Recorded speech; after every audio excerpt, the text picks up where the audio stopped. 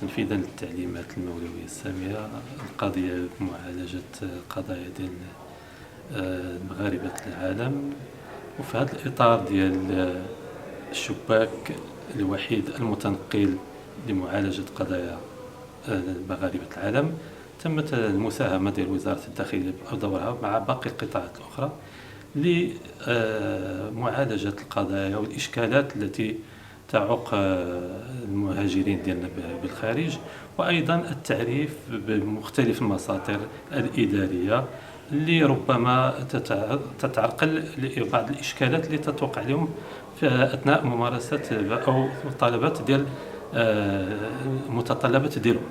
دونك في هذا الإطار هذا تم وزارة تلقي واحد مجموعة ديال المواطنين واستقبالهم. بطبيعة الحال فيهم اللي عندهم مشاكل إدارية معينة نظرا لجهلهم بالمساطر المتعلقة بهذه المشاكل، وتم التعريف بالمساطر اللي خصهم يعتمدوها وأيضا الوثائق الضرورية لهذه المسائل هذه. ثم هناك مشاكل أخرى من نوع ديال متعلقة بالقضايا ديال الحالة المدنية، وتم توجيههم إلى المساطر الإدارية اللي جات نصت عليها القانون المنظم للحالة المدنية. دونك في هذا الإطار هذا تتجي مساهمة ديال وزارة الداخلية لمعالجة هذه القضايا وللتخفيف عن المعاناة ديال المهاجرين ديالنا بالخارج. مشاركة الصندوق الوطني للضمان الاجتماعي داخله في هذه العملية ديال الشباك الوحيد قافلة مهمة جدا، والصندوق الوطني للضمان الاجتماعي انخرط كباقي أو على غرار جميع المؤسسات الإدارية في المشاركة بشكل فعال من أجل إعطاء جميع الشروحات والمعطيات بالنسبة للعمال ديالنا اللي هنا في بلجيكا. واليوم كتشكل هذه المحطة الثانية في بلجيكا بعد المحطات الأولى والثانية اللي كانت في إسبانيا وفي إيطاليا. اليوم احنا في مدينة أنفيرس المحطة الثانية، وغدا إن شاء الله تكون في مدينة ليج بعد بروكسل. المضمون ديال التدخلات ديال الضمان الاجتماعي فيما يتعلق بتوضيح مضمون الاتفاقية الدولية فيما يخص الضمان الاجتماعي بين المغرب وبلجيكا، خاصة ما يتعلق بالتقاعد وكذلك بالتغطية الصحية بالنسبة للأسر القاطنة بشكل دائم في المغرب، وكذلك بالنسبة للمقيمين بشكل غير بمانيير بيرمانونت في المغرب، يعني كيكون عندهم ريزيدونس تومبورير. هادو بزاف ديال الشروحات. كذلك لقينا بعض الحالات ديال الناس اللي عندهم مقاولات في المغرب من بلجيكا. هنا في بلجيكا عطيناهم بعض الوسائل باش يمكنهم يتبعوا فيما يخص مؤسسات ديالهم ما يتعلق بالتسريحات بالاجور وكذلك واجبات الاشتراك من خلال بوابات ضمانكم. هذه بعض المضامين اللي شكلت اليوم احد التدخلات اللي قمنا بها مع الاخوان والاخوات اللي كيجيو يزورونا، وكنحيي هذا البادره ونتمنى ان شاء الله فهمتي تبقى مستمره، لان الهدف ديالها هو نحاولوا نواكبوا هاد الناس بدل باش يجيو عندنا حنا كنجيو عندهم. وشكرا.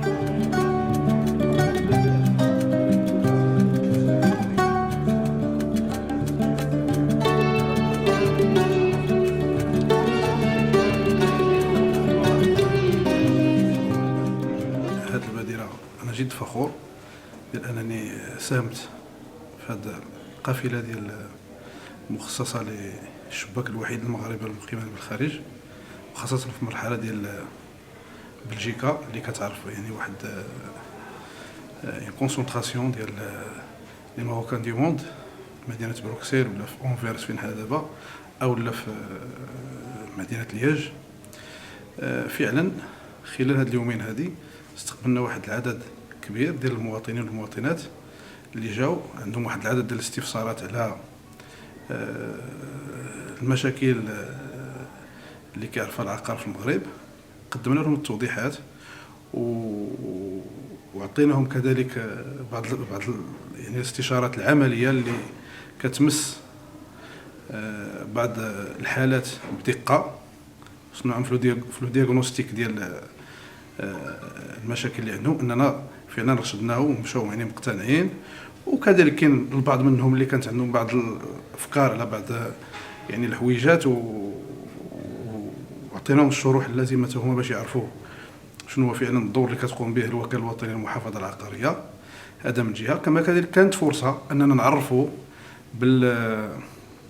بالمنتوجات ديالنا والتطور اللي قطعته الاداره ديالنا والمتمثل في الرقمنه ولا ديماتيرياليزاسيون.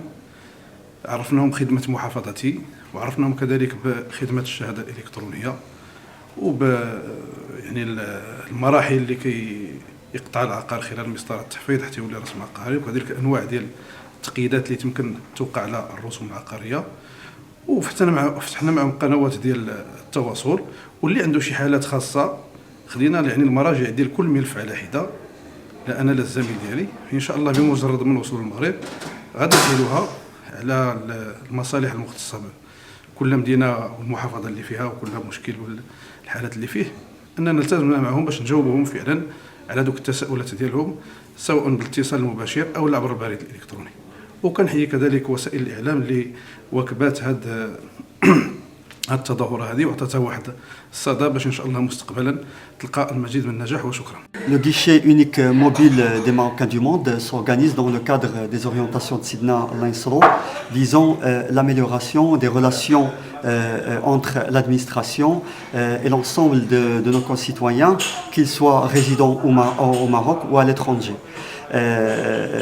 En ce qui concerne la direction générale des impôts, l'ensemble des questions posées notamment par nos concitoyens résidant ici en Belgique, ont porté essentiellement sur la fiscalité immobilière, c'est-à-dire tout ce qui se rapporte à la taxe d'habitation, taxe sur les terrains non bâtis, taxe sur les services communaux et l'IR relatif aux profits fonciers ainsi que les droits d'enregistrement. Les réponses apportées ont été d'ordre informatif, renseignant sur l'ensemble des procédures législatives et réglementaires en vigueur. Par ailleurs, nous avons quand même pu recevoir les réclamations des contribuables pour les traiter selon les dispositions législatives prévues par le Code général des impôts.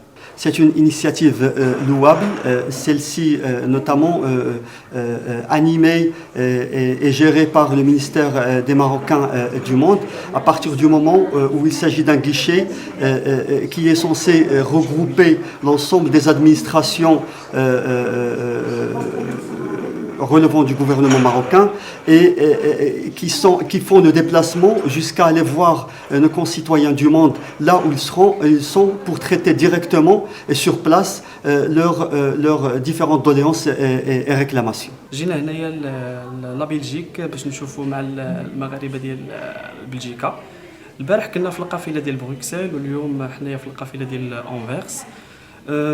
يا يو دو موند كان اقبال، الناس جاو بغاو ياخذوا بيان سور معلومات باش يتقربوا من الادارات المركزيه والادارات العامه المغربيه. عطيناهم بيان سور toutes les informations nécessaires concernant les Marocains résidant à l'étranger, notamment en Belgique. Du coup, الناس كان satisfait par rapport لهذا لو رابروشمون اللي دارتو المينيستير مع المواطنين ديالها في بلجيكا. وحنا ما كرهناش بيان سور هاد المبادره تبدا تعاود كل سنه وتحسن سنه بعد سنه باش هكا نتقربوا اكثر من مغاربه العالم. الصندوق المهني المغربي للتقاعد جاب الجديد معاه بيان سور كونسيرنون واحد لا نوفيل اوفر. On a fait bien sûr de la promotion pour le Mustaqbal individuel, c'est un nouveau projet qui est dédié les citoyens particuliers, pas forcément même chez les entreprises pour avoir une déclaration de retraite. Donc même pour les émireux, les Marocains résidant à l'étranger, ils peuvent en bénéficier.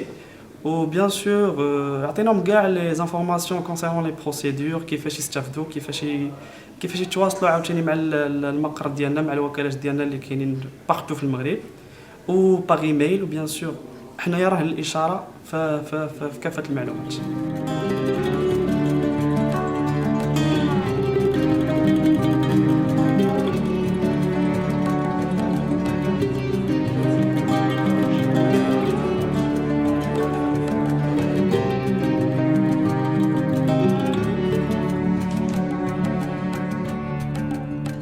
ما تنساش تابونا في لاشين وتأكد بالجرس باش يوصلك جديد الفيديوهات من هاسبريس.